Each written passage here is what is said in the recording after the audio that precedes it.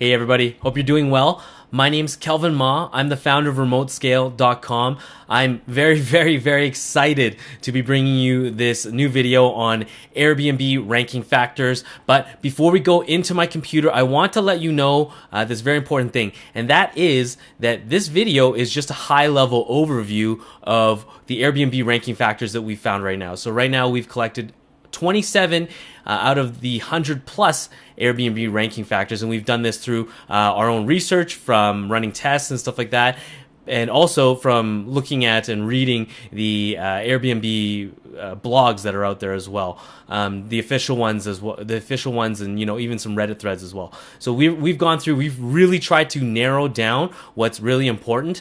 These ranking factors aren't in order particularly in terms of weight, but these are ones that are important, that have risen to the top at least right now. So if you want more information, which I think you should, go to the bottom of this video and you're going to see a link back to our blog, because this video is just highlighting a more detailed blog post at the bottom for these ranking factors. And the more that we find out, we're going to be adding them into that blog post as well. So be sure to check it out.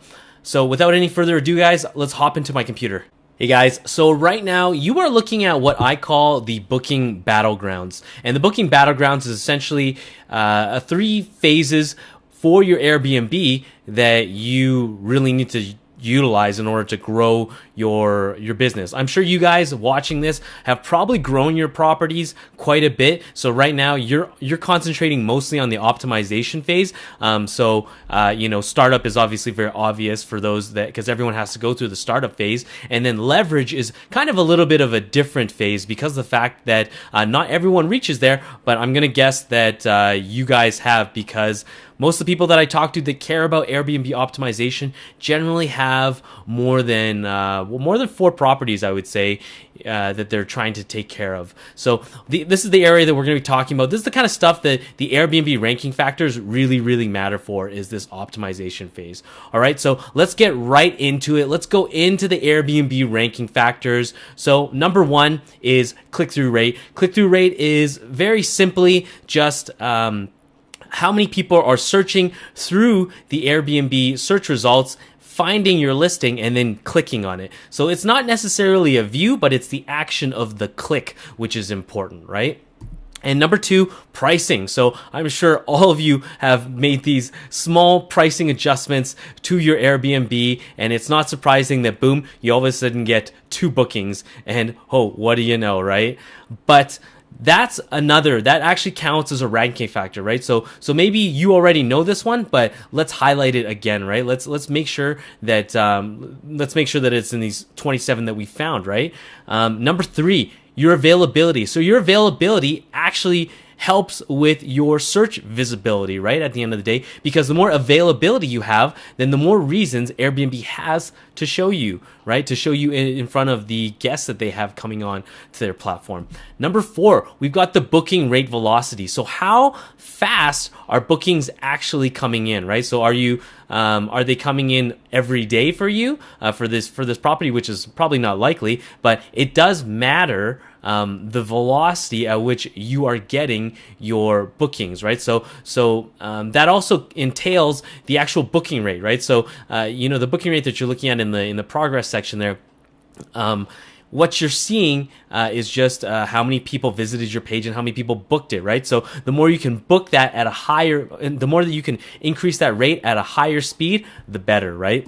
So number 5 is instant book. And I think if you've read any of the stuff on instant book, or any of the stuff that has to do with Airbnb search rankings, then you know that having instant book definitely helps your Airbnb rankings, because Airbnb has mentioned it several times, and that's what they want their hosts to be doing. Number 6, we're on the feature image quality, right? So Airbnb uses artificial intelligence, and there's a section of artificial intelligence called computer vision that well, it's a part of artificial intelligence, and they're always trying to implement this kind of stuff into the platform, right? So I'm not saying that they actually use that, but it's something to keep in mind so that you can stay ahead of the curve. But the actual quality matters because you want to be able to drive more clicks, right? So the more clicks you get from a nice image, I'm sure you guys know it's very important to have that quality, right? So number 7, the inquiry rate. So how many people are actually coming to your listing and then contacting you? All right, so Airbnb has mentioned that the booking that comes from when somebody makes a booking, it's almost weighted as highly as somebody just contacting you as well, right? Because that's important for them to see that somebody has actually reached out to you to want to stay at your place. So it's a signal for them, and I wouldn't doubt that if it's a big signal as well.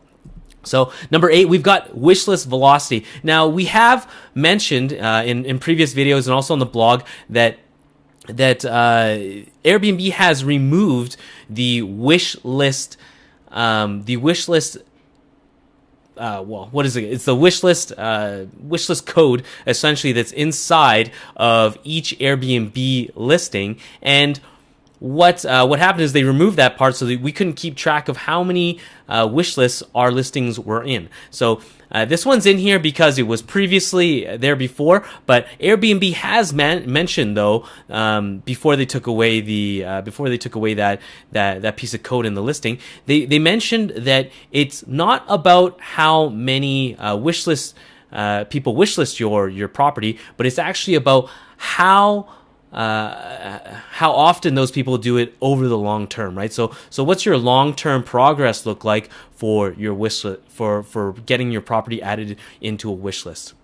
Number 9, so desktop and mobile personalization. We all know that personalization is very, very important. The one main difference between mobile and desktop personalization is that personalization is much is grander, is much well, it just appears more on mobile than it does on desktop. So keep that in mind. People generally, will go through mobile, but they'll make their booking decision on the desktop, right? So concentrating on both those and understanding that those are two separate metrics to watch is very, very important. All right. So number 10, we've got review predictability. And what this really means is that there was a presentation that Airbnb had mentioned, and it was all about artificial intelligence and their use of matching people up based on based on the guests' willingness or previous actions for leaving positive reviews for people, right? So they're actually trying to see the review that would come out of someone staying at your property. So it's kind of mind-blowing at the end of the day, but paying attention to what's going on in your reviews is a ranking factor because of the fact that Airbnb is looking at that kind of stuff. So it's kind of ingrained in their system for that matter, right? So I hope that makes sense. If it doesn't, again, have a look at the blog. Obviously, I'm just kind of going on the fly here. But let's go on to number 11. Acceptance rate. So how many people come and inquire about your place? Let's say it's not an instant book, even though it should be. How many people are you accepting over that time, right? So if you deny people all the time, then Airbnb is not going to give you more traffic at the end of the day, right? So keep that in mind. Acceptance rates, and this is, I believe, this is a part of the superhost status as well, right? So keeping this above a certain rate is very, very important. And number 12, we've got the response rate. So what is the time when somebody reaches out to you via the contact? What's your response rate, right? And how are you responding back to people through messages as well that are currently staying at your place? So response rate, we all know that's very, very important. Number 13, we've got review quantity, right? So this goes back to review predictability that we saw a couple points ago. And review quantity is, obviously how many reviews that you've got under your belt, all right? So I would actually say that this is maybe a little bit less of a ranking factor, but I'm sure it still qualifies as one at the end of the day. So moving on, number 14, we've got response time, right? So the response time again is very, very similar to the to the last point that we made, but the response time is more in terms of how do I explain it? It's actually the quantitative aspect of it, right? So how many seconds are you actually responding back to people? All right. So and then number 15, we've also got amenities count. So amenities count is it's the amount of amenities that you've got. So Airbnb, at least in our area, has reached out and said that there's going to be a minimum amenities that you will have to include in your listings, all right? Which I'm actually surprised that they had to do that, but at the same time, it should have been there from at the beginning too.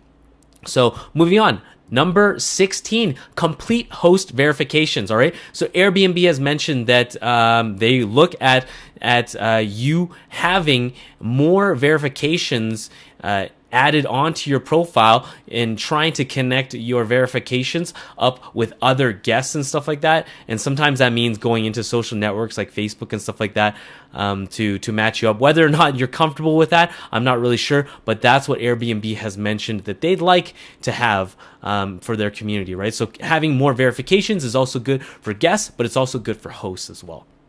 Number 17, keyword relevance, right? So Airbnb has also mentioned that they're looking to include into the future, and I'm sure they're always running tests, and hopefully they're very near to implementing this right now. But it's all about keyword searches. So if somebody is, let's say, looking for a his and her bath. His and her sinks in a rental, then they might type that in, and hopefully they'll be able to find that because you've mentioned it in your listing description, right? So that's what it means to have strategic listing description. So it's all about having that keyword relevancy when someone's searching for that specific word. And again, it's all about staying ahead of the curve. All right, so number 18, we've got the logged in versus not logged in. So this comes down to personalization. We talked about mobile and desktop personalization before, but now we're talking about being logged in and not logged in, right? So when somebody sees a Airbnb through the as not logged in, then they are not seeing any personalization because Airbnb can't factor those in, right? Whereas when somebody is logged in, that's completely different, right? So and yeah, that's just something I think you should keep in mind is that when people are searching through Airbnb, they're not going to log into Airbnb right away, right?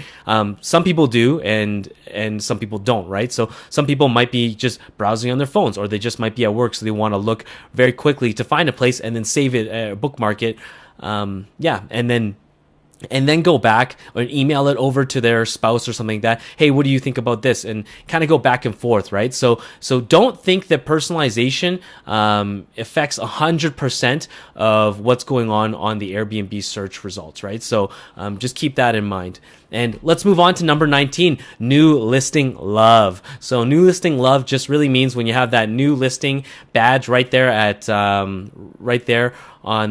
the search results, and that just means the Airbnb is going to organically boost you in the search rankings because they want you to get a quick win. They want new hosts to get quick wins because it keeps hosts continuously hosting, right? So and using their platform. So it's very important for them, and it makes 100% sense why they would boost new listings. All right, so let's move on to number 20. So number 20 is past guest acceptances. So this means the types of guests that that have approached you previously and stayed with your place and that you've accepted them. So they're going to try and use their matching algorithm to place your listing in front of people that you are more likely to say yes to. All right, so it's that simple. Let's move number 21. Guest historical bookings. So that means that when a guest is logged in and they're going to look at their profile, or they're going to do a new look at an Airbnb right away, and they're kind of just not filtered out basically, then that just means that what they're seeing right there is their past historical bookings and things that they've booked in the past. Even though their travel requirements might be completely different this time, Airbnb is going to try and cater to the people, cater to what they've booked in the past, which makes a lot of sense, right? So moving on, number 22, we've got commitment rate. So the commitment rate is the commitment rate is well, your ability to not cancel on people. So it falls under the superhost status kind of stuff, and I think that you guys know that your commitment rate should be high, if not 100%, right? So number 23, unavailable date booking rejection. So this is kind of a big one, right? So if somebody tries to book your place and then you reject them and you choose the unavailable date rejection as an option for why you chose to book them, personally, I think that it's going to reduce your Airbnb your rankings and search visibility, because that's a no-no, right? So Airbnb does not like it when your calendar is not up to date, when you don't know what's going on, right? They don't want to waste guest time, but so this is their way of kind of understanding what's going on behind your reasoning for denying that person, right? So don't press booking rejection, just lie about it personally. Don't press that one. So number 24, social connections. Like I mentioned before, if you got your Facebook hooked up, I think before they used to let your LinkedIn and everything like that get hooked up too. So if you have these hooked up, then Airbnb is going to try and match you up with people that are in your social networks, and maybe even 6 degrees of Kevin Bacon away, right? And number 25, turnover. So turnover has a lot to do with your availability, right? So if you're booking people right away, so it's like they're leaving at 12, and then the cleaners have 4 hours or something, or 3 hours to clean, then that just means that you have higher turnover, and it means that you're willing to accept more guests into your place. And obviously that means more revenue, number one, but it also means more search visibility, right? So number 26, long-term pricing. So what does your long-term pricing look like, right? So when somebody's looking for a week-long stay, a multi-week long stay, a month or even longer, how does your Airbnb listing reflect that oops. How does Airbnb reflect that for you, right? So that just means that when somebody's looking around for those discounts, you're going to show up, right? Because you're actually catering to people based on long-term pricing. So that just gives you more visibility for those people. And number 27, in-demand location.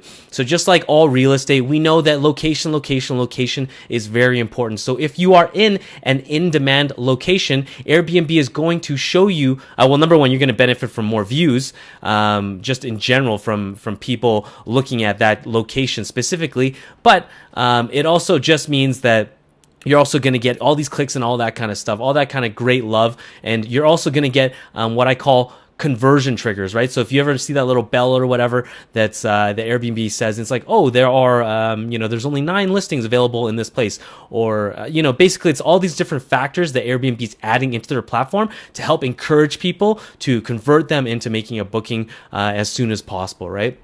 So, and that's what in-demand locations benefit from, which is fantastic. All right. So if you have, if you don't know if you have poor search rankings because you're not searching them manually, go over. I've got some links I've got some links below. You're going to be able to find, sorry. You guys are going to be able to find some links down at the bottom there, and go to the blog post that I wrote up below for you, and then and then there's also RankBreeze too, which helps you track your Airbnb listings, just so that you're not really making these optimization changes and then not really knowing what's going on. So that's basically it, guys. I hope you enjoyed the video. So if you have any questions, leave a comment, and I will speak to you guys soon.